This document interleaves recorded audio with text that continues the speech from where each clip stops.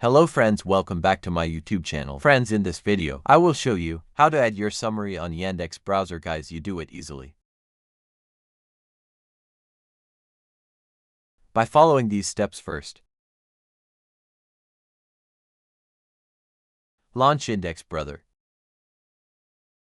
Then you can see there are many options. Click on 3 vertical lines at down right corner.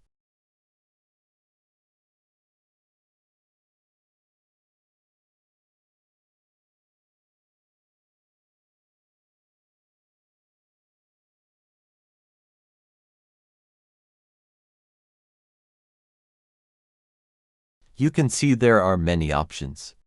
Click on Interest Text option. Then add there your summary.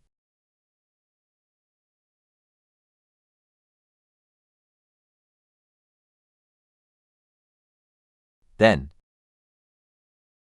scroll down. Click on Summary.